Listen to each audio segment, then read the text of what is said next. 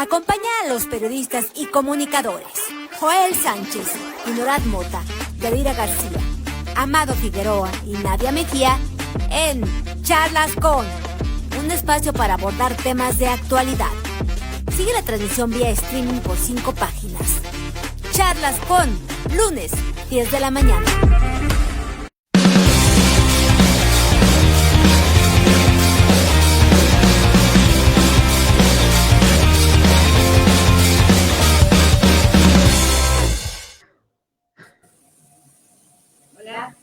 Hola, ¿qué tal? Buenos días, un gusto estar nuevamente aquí en este espacio de Charlas con. Antes de presentar a nuestro invitado, buenos días, Joel. Buenos días, Dinora. Amado, Nadia. Hola, ¿qué tal? Buenos días. Pues ya, nuevamente aquí un lunes y hoy vamos a tener una plática, esas pláticas sabrositas para conocer qué es lo que se hace detrás de una noticia, pero antes de eso, primero que nada, pues dar el pésame, muy lamentable el fallecimiento de Eli, la hija de nuestra compañera Sara Elizondo. Sara, desde aquí te mandamos un abrazo fuerte. Nuestro más sentido pésame. Y bueno, platicar, ¿qué hubo el fin de semana? ¿Qué vieron? Este inicio de semana está lo del Tusobús, 38 unidades nuevas, y según esto, algunas, bueno, vienen con tecnología para que se detecte fatiga y cosas así en los conductores y con ello se evite pues tener accidentes. Ya veremos si es cierto. ¿Sabes qué es lo más importante? Perdón que te interrumpa, pues. Yo sí vi muchos conductores que iban con el celular, whatsappeando, viendo TikTok y manejando. A muchos, inclusive en los altos, en el teléfono, los conductores del Tusobús verde. Vamos a ver si realmente la tecnología de estos evita esas acciones. Bueno, yo también antes de comentar quiero unirme un abrazo solidario a Sara Elizondo, compañera de muchos años, pero además una defensora importante de los derechos de las personas con discapacidad. Ella, pues, siempre apoyando a su hija Eli, pero entendiendo pues la naturaleza, las limitantes, los problemas que enfrentan las personas con discapacidad y que por ello pues mantuvo este activismo. Y pues un abrazo para ella, lamentando la verdad la pérdida de Eli y enviando nuestras condolencias. Y en relación a lo del Tusobús, hace unos minutos ahí en la Plaza Juárez estábamos viendo las nuevas unidades que serán puestas en funcionamiento por el gobernador a las 11 de la mañana. Pues son unidades modernas, muy bonitas, de 45 y de 80 pasajeros cada.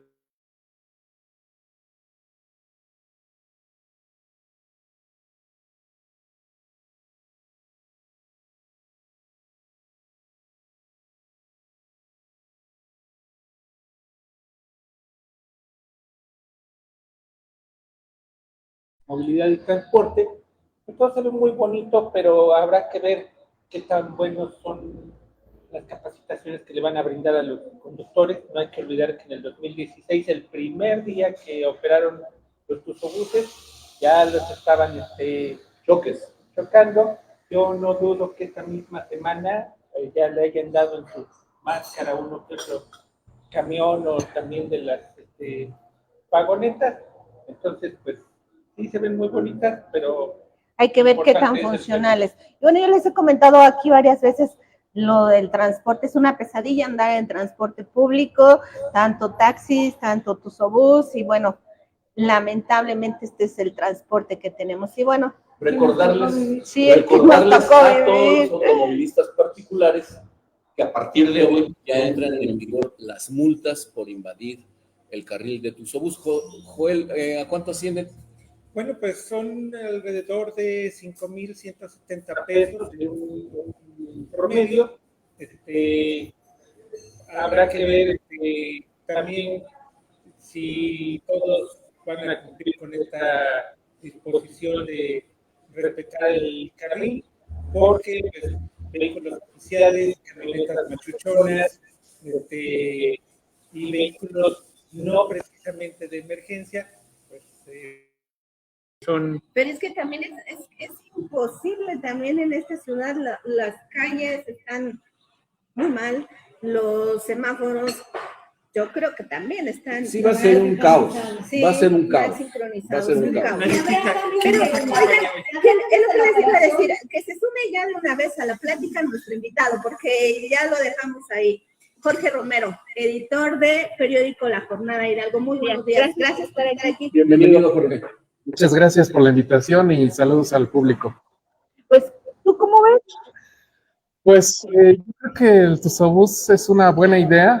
Creo que es un transporte que necesitamos en esta ciudad, en Pachuca. Creo que hay que recordar cómo era antes del Tusobús, ¿no? Era el Boulevard Felipe Ángeles estaba invadido por microbuses y combis en las peores condiciones, viejos, peligrosos, ¿no? Yo viajaba en esos camiones y también, como dices, es una pesadilla, sigue siendo una pesadilla, ¿no? Pero el Tusobús, con todos los defectos que tiene, yo creo que es un sistema más ordenado, más seguro, ¿no? A pesar de los accidentes que hemos visto y que vimos hace una semana, creo que es un transporte que se está usando en las grandes ciudades y que aquí en Pachuca creo que no se ha sabido echar a andar como se debe, ¿no? Las alimentadoras están mal, las rutas están mal diseñadas, es demasiado lento, ¿no? Vamos a ver si ahorita con esta inclusión de estos nuevos camiones mejora, ¿no? El servicio, pero yo creo que hacia allá debemos caminar. El tipo de transporte tradicional con estas combis, microbuses, es peor, ¿no? Y lo vimos con este accidente de hace unas 3 semanas, donde un camioneta de carga golpea por atrás a una combi de estas que circulan por todos lados, y vemos que estas unidades son más vulnerables porque no tienen cinturón de seguridad, los asientos están hechos ahí de manera muy artesanal, y siempre van con sobrecupo, ¿no? Entonces, al menos en el Tusobús creo que no hemos visto este tipo de accidentes con estas consecuencias tan graves, ¿no? Yo concuerdo contigo. Creo que sí, el Tusobús es una buena opción, pero sí falta hacer algunas adecuaciones. Y como dices, esperemos que ahora, con la llegada de estas nuevas unidades, pues mejore el transporte. Ya nada más faltarían los taxis, ¿no? Pero ahí sí como que nadie le quiere entrar. Nadie le va a entrar. A ver, pero ¿por qué nadie le quiere entrar? Yo creo que ahí el problema es el uso político que se ha hecho de los taxis, ¿no? Cada sexenio, concesiones a diestra y siniestra, como si fueran volantes de lucha libre. Nos deberían de abrir de quiénes son las concesiones. Nos deberían de dar. Ah, bueno, también. Pero aquí el problema es que la víctima de esto es el usuario, ¿no? El usuario que tiene que estar soportando un servicio pésimo, ¿no? Caro, sin certeza de nada, ¿no? No sabes cuánto te van a cobrar, no sabes si vas a llegar bien a tu destino.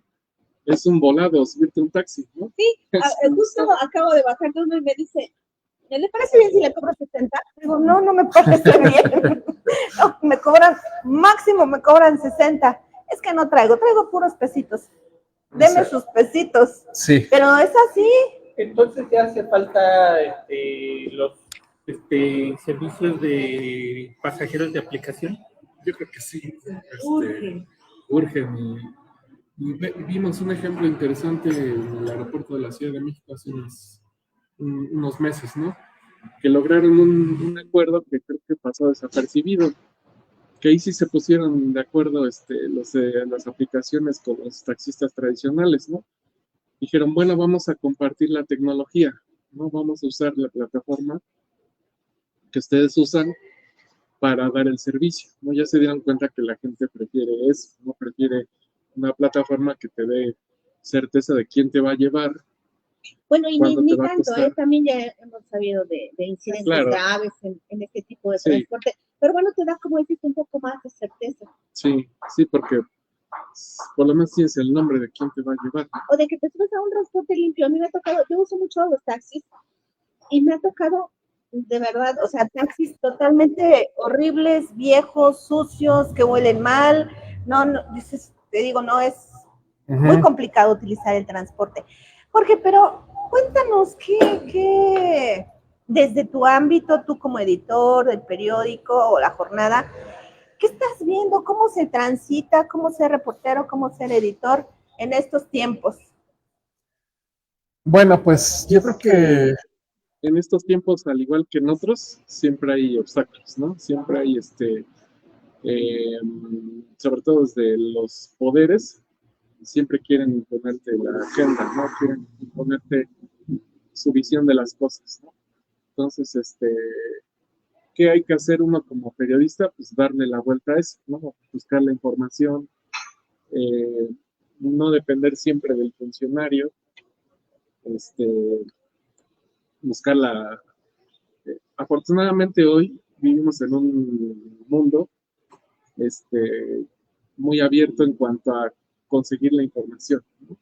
A diferencia de otros momentos de la historia, las bases de datos están ahí, ¿no? Están ahí, eh, lo que está pasando en la calle no hay más que salir a la calle y vivirlo, ¿no? Que luego se nos olvida eso. Entonces creo que sí hay eh, yo detecto que hay un afán de a veces de tener la información, ¿no? No se comparte, pero ¿qué pasa? Pues se generan vacíos de información. Y cuando hay vacíos, Hay generalmente lo que llena ese vacío es desinformación o rumores, ¿no? ¿Cuántos años ya llevas tú en el periodismo? Cuéntanos un poquito de tu carrera, dónde iniciaste. pues yo llevo Más de 20 años en esto. Empecé por ahí en el 2003. Empecé en el periódico Síntesis, ¿no? Ahí empecé como reportero. Bueno, antes en el Aljibe, lo que hoy es Las Juárez, ¿no? Sí. Ahí empecé a hacer Fueron compañeros. Sí. Oye, ¿cómo era trabajar con alguien? Pues ya me tocó ya muy poco, ya más bien me tocó La última etapa del Aljibe. la última etapa del Aljibe, aunque sí me tocó trabajar y fue muy extraña, ahora en este momento, fue con Daniel Fragoso, que él inició ahí a trabajar, ¿no? Él empezó. Bien, sí pudo inventar el camino. Él sí, ¿O no? él sí supo. Pero es que además a Daniel le gusta el estudio y La poesía. Se enfocó a ese. O sea, nosotros no. Bueno, sí, pero todavía salió más estudioso él. Hacía crónica ahí en el Aljibe, que fue una revista bastante interesante, Sí. ¿no? Se leía bastante y la gente la buscaba, perdón. Y después conozco a Aida Suárez, quien me invita a trabajar ya en un diario como tal, ¿no? A reportear, porque ahí en el Aljibe pues era llevar textos semanales, o sea, era más, Llevaban tranquilo. sí, más tranquilito. Pero ya en el Síntesis, pues ya es la reporteada diaria, ¿no? Llevar información todos los días y ver qué vas a, qué vas a entregar a diario, ¿no? Estar con esa presión de chingada que no hay nada. Notas, ¿y Sí, cómo junto 5 notas o cómo hago una nota de si me dan tres líneas de información? Ajá, exacto, ¿no? Es todo eso ahí de empezar a imaginar, creo que es un trabajo muy creativo, ¿no? También, trabajar en los medios, llevar información, es mucho de anticiparse a lo que va a pasar, ver un poco más allá, ¿no? De lo que se ve de las agendas de los funcionarios. Y yo creo que hay que estar siempre un paso más adelante y estar muy bien informado, ¿no? Una pregunta que creo que todos nos han dicho y no podemos coincidir. ¿Qué es un periodista? ¿Qué es un reportero? Porque incluso ya para la ley te dicen, no, pues nada más los verdaderos periodistas. Para ti, ¿qué? ¿Eres periodista de a pie o de detrás del escritorio? Sí. ¿O qué? Pues yo creo que hay que partir del hecho de que el derecho a la información es un derecho humano, ¿no? Y ya desde ahí, pues cualquiera, a partir de la Constitución, cualquiera puede ejercerlo, ¿no? No necesita ser periodista, tanto para recibir información como para dar, ¿no? Pero estamos hablando ahí de la libertad de expresión, ¿no? Claro. Algo pero en términos prácticos, ¿no? En términos prácticos, me refiero a que ahora las clasificaciones que quieren hacer, ¿no?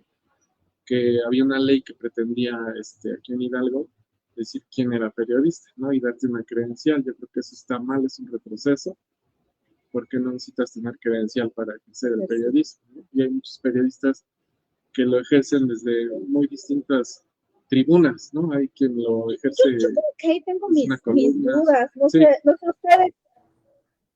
¿En qué sentido? En el sentido de que algo me entró en el ojo.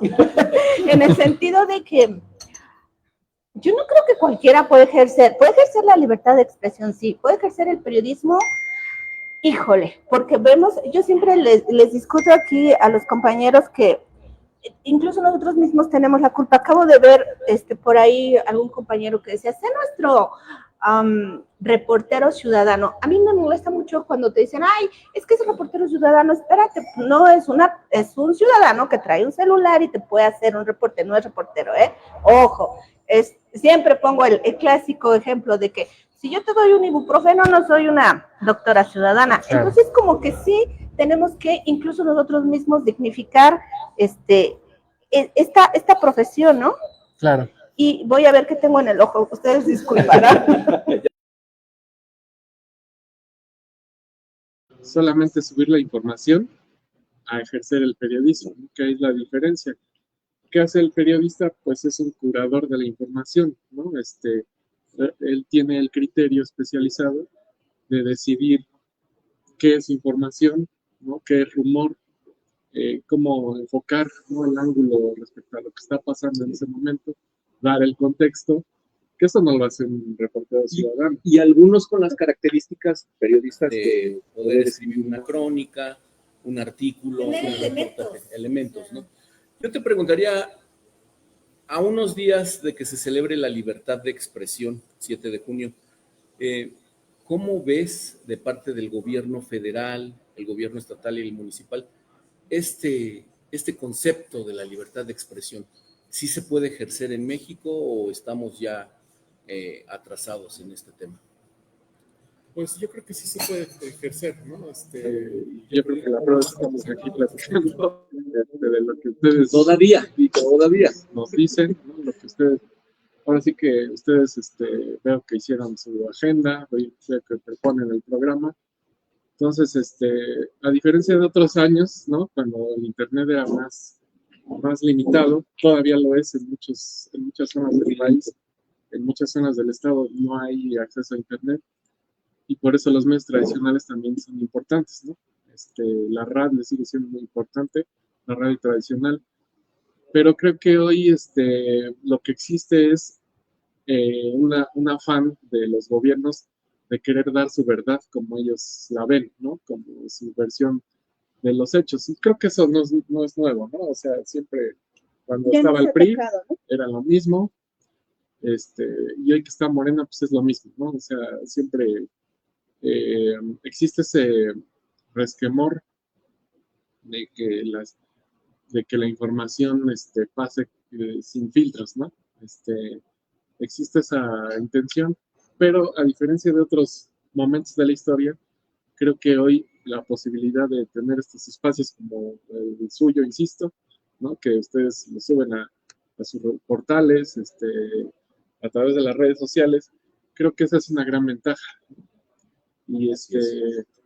Y aunque se quiera censurar o no censurar, sino orientar la opinión hacia un lado, creo que hoy está demostrado y sería muy difícil que se lograra, ¿no? Yo creo que la libertad de expresión, más bien hoy yo creo que lo que necesitamos es... ¿Crees que sea difícil que se distorsione? Yo creo que no, porque cuando te repiten una misma narrativa terminas incluso por creértela. ¿Qué sucedió cuando de repente empezamos los medios a ser los malos? Escuchábamos diario en las mañaneras, si es que son chayoteros, si es que eso no informan bien. Mentiras, ¿no? Y ahora viene una nueva versión. Claro. Con Luis Muriel Caibe. ¿Sí? Claro, es que ahí... Ya la degradaron, ¿no? Casi a la nueva señorita Vilchis. Ajá, sí, eso va a ser suficiente. A María Luisa María, ¿cómo es? A la que le... Llévate tus cositas, ¿no? Sí, es que también ahí hay otro punto, ¿no? Que López Obrador inventó el formato de las mañaneras de manera muy inteligente, porque desde temprano ya te estaba controlando la agenda, ¿no? Desde que era y que además aquí jefe en de la gobierno. réplica tenemos ahora nuestras propias mañaneras. ¿Cuál es tu opinión de eso?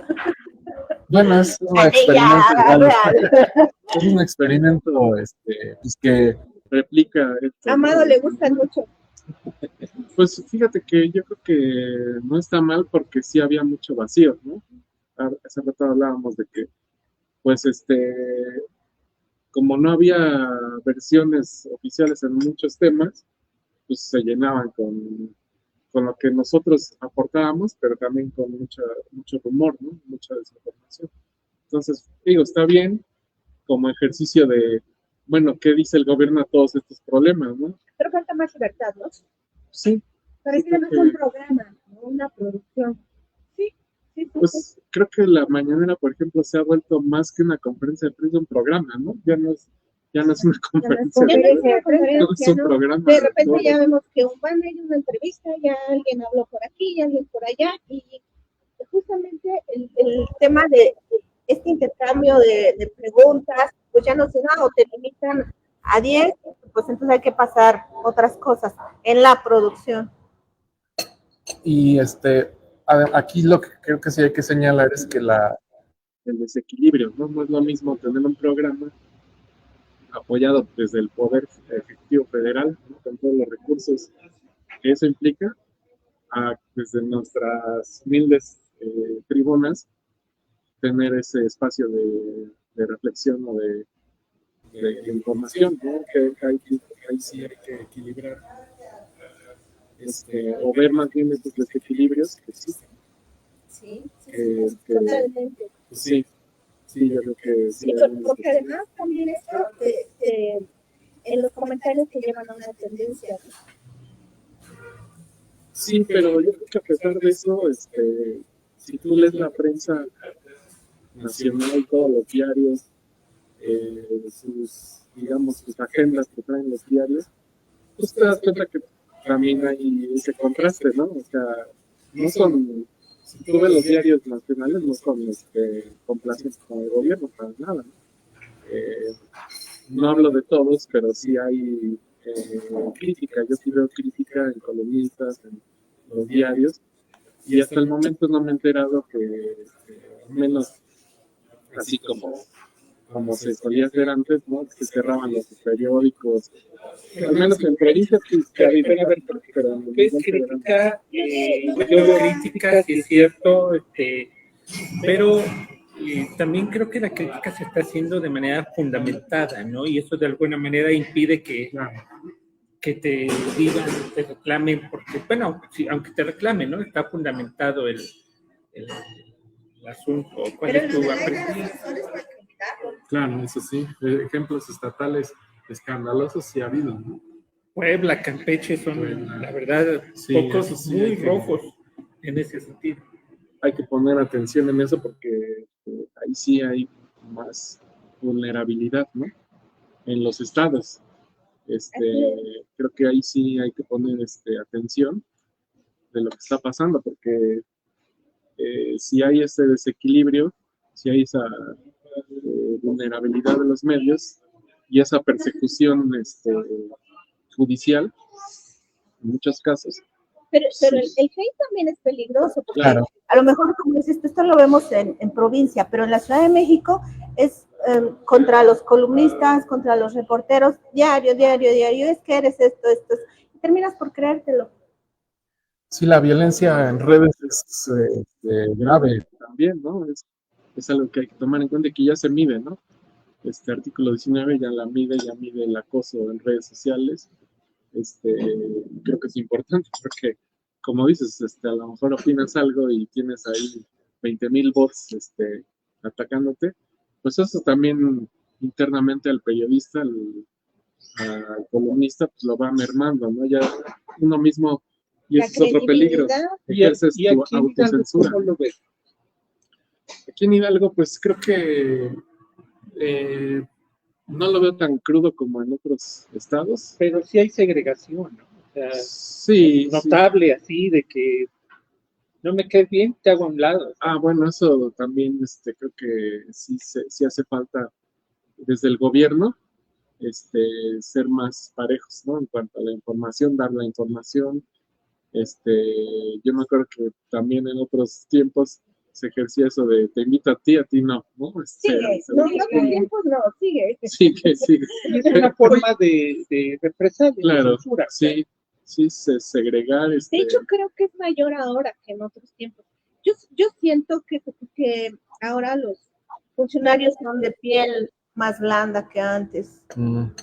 Oye, Jorge, yo te quería preguntar, en tus años como editor que llevas en la jornada, ¿cuál ha sido el momento más álgido para ti en cuanto a censura? Hablando de las libertades de expresión. Pues más que censura, yo creo que un momento delicado fue cuando El gobernador tuvo un incidente de salud Gobernador Menchaca. el gobernador Menchaca, ¿sí? No recuerdo en qué municipio, me parece que fue Xmiquilpan. Actopan. Actopan, exacto. Creo que ahí sí fue delicado porque más que censura no había información. Ahí sí, claro. esa fue una... En temas de seguridad sigue habiendo este vacío, porque si bien dices tú tenemos las mañaneras y ahí a lo mejor nos dicen algo, pero cuando Ocurre algo así de que no está dentro del momento de las mañaneras, o cuando ocurre algo fuerte, sigue la desinformación. Y brutal, ¿eh? Pues Cuando fue lo de la captura del Mencho, ese fue el momento más... para mí es el momento más caótico de toda la administración federal actual, como igual cuando fue el tema cuando fue la captura de uno de los chapitos, ¿no? En Sinaloa. Incluso del Mayo, ¿no? Que por cierto, Mayo se nos fue volando. Sí. Y sigue, ¿no? Que Sigue se el nos tema. fue volando. Y no sabemos cómo. Y no precisamente el mes. En Estados Unidos. No, y no precisamente el mes. El Mayo Zambada. Y son momentos delicados porque, pues, la salud del gobernador es un tema de seguridad del Estado, ¿no? Sí, claro. O sea, ¿quién está al frente si el gobernador falta o está enfermo, ¿no? Entonces, creo que en ese momento, además hubo varias versiones, ¿no? Y sigue, ¿no? Sigue sin saber muy bien qué pasó. No sabemos bien. Que si llegó en ¿Consideras helicóptero, que son incapaces de manejar una crisis informativa? Pues creo que falta mucho profesionalismo en asuntos como ese delicados, ¿no? Creo que no hay claridad de qué se debe informar, en qué momento, y rápido, ¿no? Porque si no informas rápido, pues crece más el rumor. Pero yo creo también, no sé si Es una falta de coordinación entre los voceros, entre los funcionarios, o los voceros le quieren dejar todo los funcionarios a los voceros, y de repente terminas como en ¿para dónde me hago, no? Y ellos no te responden, no te resuelven. Bueno, yo tengo por ahí una entrevista pendiente, y voy a decir en dónde, en la Secretaría de Agricultura, para un tema X, muy X. Oye, ya salió el texto, y la vocera me dejaba en visto, si bien me dejaba en visto. Y dices, no puede ser para un tema tan simple. ¿Y directamente con el secretario? Pues no te atienden tampoco. Sí. Es más fácil que te gestione ahí la entrevista a la señora de los panes. Pregunta. ¿La señora de los panes? La señora de los panes, así pregunta por ella. Ahí en la Secretaría de Agricultura. A ver, ¿cómo está eso? Es la señora que vende panes y que tiene acceso a todo sí. Le lleva su agenda. Sí, es en serio. ¿Y qué tal están los panes? Sí, te resuelve y muchas cosas. Sí, porque además puedes sacar información de todos lados, menos de la institución, del funcionario, del vocero. Cuando bien nos va, bueno, al menos en mi caso, cuando bien me va, me salva el vocero. Sí, creo que los voceros Últimamente tienen la función de impedir que fluya la información, ¿no? Parece extraña, pero parece que ese es su trabajo, sí. ¿no? Oye, Jorge, yo quiero preguntarte, tú también eres académico, haces una labor importante en la formación de los jóvenes. Cuéntanos un poco de eso. Sí, bueno, yo una clase de periodismo en la universidad y y bueno, yo les hablo de todos estos bemoles que tiene el trabajo, ¿no? Sí, muchos están desanimados. Sí noto que no hay mucho interés por ejercer el periodismo, que hay una idea de que esto es una profesión peligrosa, lo cual pues también es cierto. Ajá, que se está precarizando cada vez más este trabajo. Y por otro lado también lo que sí he detectado es que hay muchas ganas de informar y de expresarse, que les interesa hacerlo bien, ¿no? Algo que he descubierto en estos años que llevo ahí dando clases, es que les gusta escribir, pero ellos mismos aceptan que tienen muchas debilidades en cuanto a cómo se debe escribir, ¿no? Y también he descubierto muy buenos trabajos. Jorge, cuando se refiere a ellos, tienen algunas debilidades. ¿Tú cómo lo dirías como académico? Pues falta ortografía, sintaxis. Pero tienen ChatGPT. Mira, yo les digo que le reclamen a su maestro de redacción. Así lo dejamos. ¿Tienen clase de redacción en...? Sí, claro. Sí. Yo creo que hay, desde empezar a ordenar las ideas hay problemas, ¿no? ¿En serio? Hay dificultad de jerarquizar la información, de ver cuál es el ángulo, de tener el contexto, ahora sí que para saber detectar la noticia, ¿no? Si no tienes contexto, que es algo que está pasando, no hay mucho interés por informarse. Oye, ¿y no quieren ser youtubers? Sí, hay mucho interés en cuanto a ejercer o informar por medio de las plataformas, ¿no? Que también es algo, pues yo creo que ya es una tendencia, ¿no?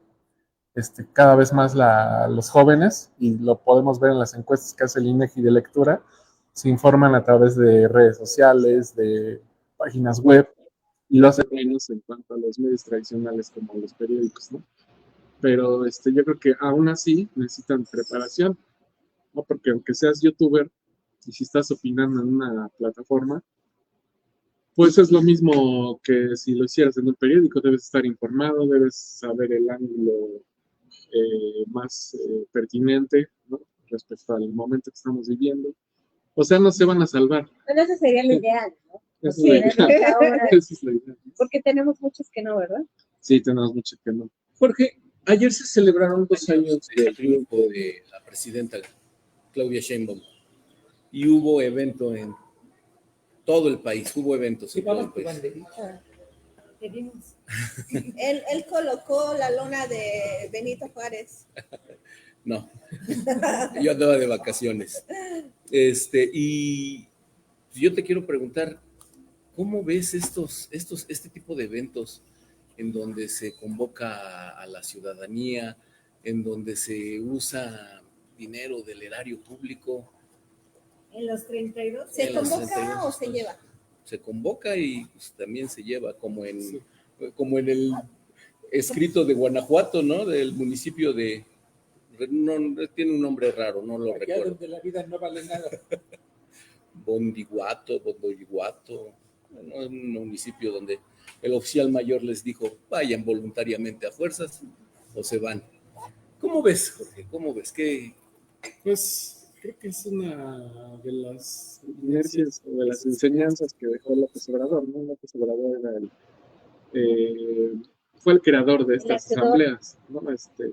Creo que en su tiempo pues cumplieron una función importante, sobre todo cuando también hay que recordar que hay un cerco informativo a este movimiento, ¿no?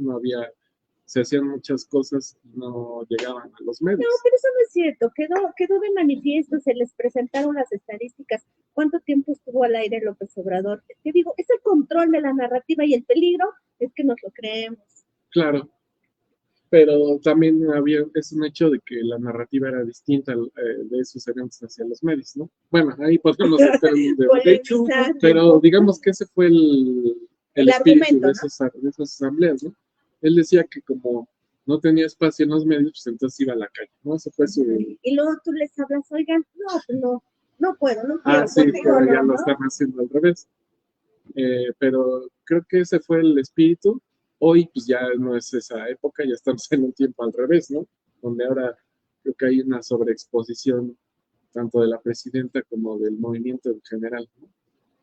Y yo creo que también, pues ya cambió, o sea, creo que ya no existe el mismo entusiasmo de antes, cuando sí creo que había más, como dicen, ahora era más orgánico, ¿no? O sea, la gente sí quería ir, hoy creo que ya se volvió pues un ritual que se repite cada determinado tiempo y que también tiene su función, ¿no? Que es como recordar que pues el movimiento es así, que tiene estos ideales y hoy se usa pues o ayer cuando la presidenta habló, para hablar del momento político, ¿no? Y hoy el momento político es que pues sí hay una, como no lo había visto antes, una amenaza contra el movimiento, ¿no? ¿Cuál es esa amenaza? Pues estos procesos judiciales que desde Estados Unidos están abriendo contra, pues, para empezar, contra el gobernador de Sinaloa, que es un hecho inédito que se haya abierto un proceso con un gobernador en funciones, ¿no? Creo que eso es algo que debemos dimensionar y creo que ya lo calcularon bien ahí en el movimiento, el gobierno federal y todos los estados que gobiernan Morena, y pues por eso esta reacción, ¿no? Digamos que hoy el significado de esta asamblea pues es decir, aquí estamos y vemos esta amenaza, ¿no? Yo quiero acentuar algo de lo que decía Amado del uso de recursos para este tipo de movilizaciones.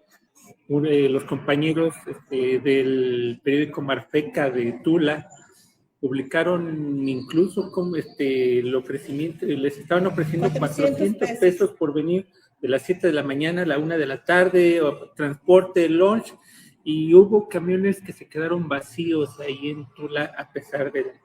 Es que también 400 pesos es bien poquito. Todo el día, imagínate. Lo mismo pasó en Zacatecas, ese fenómeno estuvo muy marcado, ¿no? Fue, de hecho, una de las notas principales.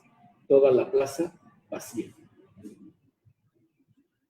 Y que bueno, pero es que con un gobierno como el de Monreal deben estar muy enojados con la cuarta transformación. También.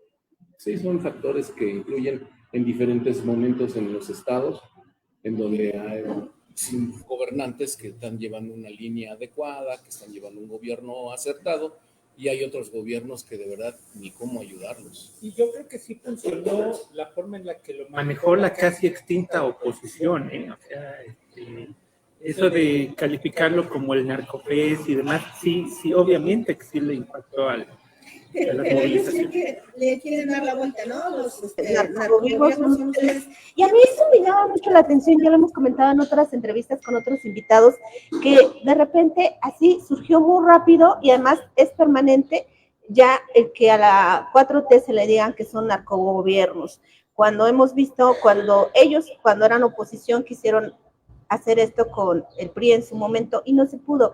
Y ahora muy rápido se posicionó y creo yo que no se les va a quitar el que ahora se les... ya la batalla en las redes sociales. Sí, el que se les diga que son narcogobierno.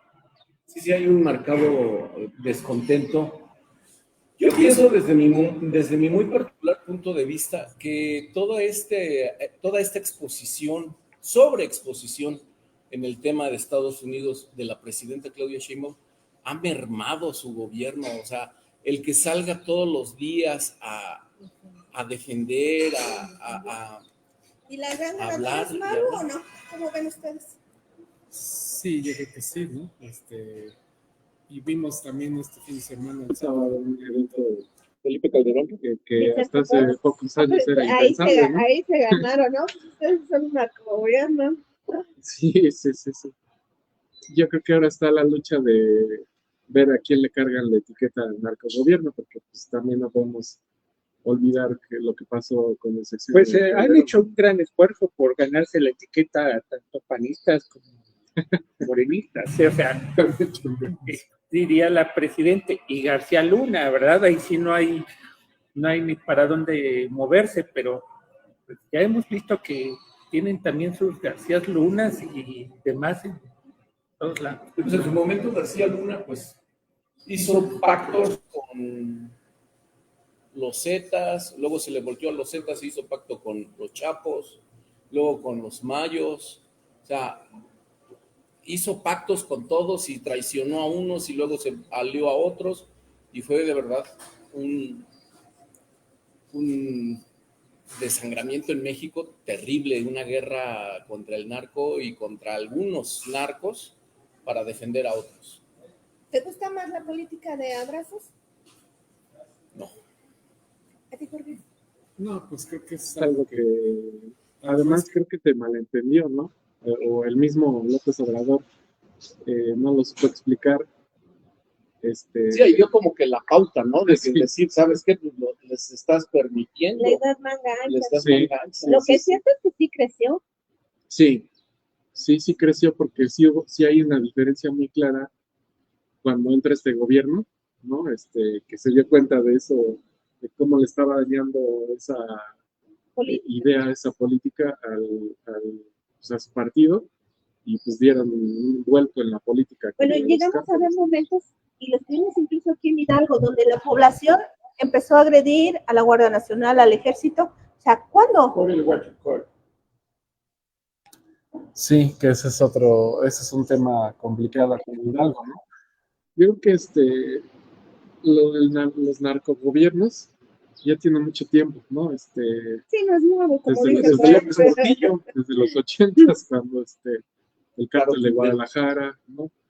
Cómo estaban infiltrados también los gobiernos, incluso de Estados Unidos, ¿no? Con el caso de Kiki Camarena y el involucramiento de la CIA, ¿no? Ahí, es una historia muy truculenta, pero ya desde ese tiempo está involucrado Bartlett. Te das cuenta de cómo estaba el gobierno involucrado con los cárteles. Y yo creo que ahí el tema es el poder que tienen los cárteles, ¿no? Para poner y quitar gobiernos desde las elecciones. Bueno, primero era el poder económico para poder sobornar, ¿no? Pero ya después se fueron colocando los cárteles posiciones muy claras. ¿Sí? No es al revés. No los, ahora decimos, los cárteles ponen políticos, no los políticos ponen cárteles. No, yo creo que los cárteles ponen políticos, ¿no? ¿Sí crees? Desde que están en las elecciones, van y negocian con el que ven que les puede ayudar, ¿no? O con el que creen que van a ganar, pues van a decir, nosotros te vamos a apoyar, pero ¿a cambio de qué? ¿No? Yo creo que ahí ese es un tema que no se ha resuelto desde varias elecciones atrás y que tampoco creo que se va a resolver para el 2027. ¿Tú crees que aquí en Hidalgo haya alguna zona donde la delincuencia tenga control de las áreas? Yo creo que sí, ¿no? La zona de Tula, por ejemplo, la zona de Cuautepec, Valle del Mezquital, ahí hay lugares donde es clara la influencia de los guachicoleros, de Sontepec, ¿no? Que pues es como el mismo efecto de los cárteles, ¿no? Van infiltrando a las policías municipales, lo vimos hace unas semanas, ¿no? Como fueron detenidos en Sontepec, el director de seguridad, no estamos hablando de cualquier cosa, y todos sus policías. O sea, eso te habla de que pues, claramente el crimen está infiltrado en las policías municipales, y también te habla de vulnerabilidad, ¿no? ¿Cuántos policías tienen los municipios para hacer su función de seguridad pública, ¿no? Claro. Minero de Reforma que tiene Sí, estaba viendo datos que son preocupantes en lo que se refiere al número de policías. El caso de Actopan, hace 20 años tenían 60 policías y ahorita tienen 13 por turno, menos de la mitad de lo que tenían hace 20 años. Vino el del, ¿cómo se llama? Mando Coordinado Musculático. No recuerdo ahorita el municipio, pero hay un municipio, me parece que en la sierra, donde son 5 elementos, incluido la secretaria y incluido el director. O sea, prácticamente estamos hablando de 3 elementos. Sí. Y Alpajayucan tiene casi 2 años de que publicaron la convocatoria para sumar policías y no han contratado uno solo porque a la gente no le interesa. Porque son salarios bajos, porque son peligroso el trabajo, ¿no? Ese es el No hay tema. garantía. Sí. O sea, vas y sales y te juegas la vida y no tienen. Creo que nada, ¿no? Es donde no había tampoco, ahí hubo un pleito de los familiares por un elemento que perdió la vida y no hay un seguro. Fue una situación de omisión administrativa. Resulta que al gobierno de la alcaldesa Zoraida Robles se le olvidó la gestión, el pago de lo del seguro, entonces se dieron cuenta cuando fallece un uniformado y no tenían para... Bueno, pues mira, como quiera que sea omisión o no hay, esa es la realidad que dice Nadietita, nos toca vivir y les toca vivir a ellos, ¿no? Sí, y eso es muy grave porque tampoco se ve una solución a corto plazo ni a largo plazo, ni siquiera se habla del tema, ¿no? Entonces, híjole, narcogobiernos y sí y no y lo que quieran, pero cada quien desde su Vamos tribuna. entrando casi a la etapa final de esta charla, pero yo quiero preguntarte cómo ves el escenario electoral para el 2027 y 2028 concretamente. ¿Quieres saber con quién vas? Pero con nombre. Oye, es que estoy viendo si me sumo o no me sumo a las candidaturas. Y ¿Con cuál me voy? Que nos den luz. Pues, si te vas con las encuestas, pues todavía se ve un dominio del partido oficial de Morena, al menos en Hidalgo. ¿A qué se debe? Yo creo que el gobierno de Menchaca pues no ha sido, digo, tiene muchos problemas, como el transporte, por ejemplo, que es para mí grave, pero no hay un ánimo, y eso se vio también en la consulta, ¿no? Cuando fue la consulta, o se quiso hacer la consulta para ver si seguía este gobierno o no, pues fue olímpicamente ignorada, ¿no? Y creo que eso se debe a que no hay un ánimo de que vamos a quitar a este señor porque lo está haciendo mal, ¿no? Creo que en general no estamos en Oaxaca. No estamos en Oaxaca, exacto, ¿no? Yo creo que eso se debe, que en términos generales este gobierno no está mal, y también a que en Hidalgo, pues, también la presidenta tiene un margen cómodo de aceptación. De hecho, Hidalgo está entre los estados donde mejor sale evaluada la presidenta. Entonces creo que ahí, pues ese es el escenario hoy, en junio de 2026. ¿Y quién crees que vaya? ¿Mujer? Pues debe ir mujer, ¿no? Así como está la ley hoy, al menos Morena debe ir mujer, porque así quedó establecido. ¿Para ti quién lleva ventaja? Pues para mí, no, bueno, hay encuestas igual, ¿no? Pero es muy temprano. No porque para el editor de la jornada. Para mí, pues, creo que hay,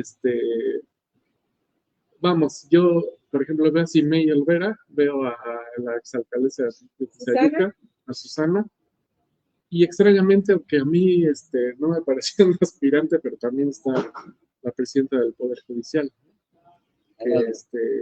Rebeca Ladro, que ayer, por cierto, creo que hizo mal en estar ahí en el evento, ¿no? Como una morenista más, ¿no? A mí se me hizo extraño que estuviera ahí lanzando arengas a favor de la presidenta. Bueno, ya estamos en los tiempos en los que el Poder Judicial es militante, o sea, ya... Pero yo creo que las además es quitarse las máscaras, como decía yo creo que ayer se quitó la máscara. Como grupis, ¿no? También en el Monumento de la Revolución ahí. Creo que ayer se quitó la máscara y pues eso, ya me hizo verla ahora así como una aspirante también, ¿no? Fuerte. Una aspirante seria. Sí, seria, porque el y estar hablando ahí... de seriedad, ¿quién te parece mejor académicamente?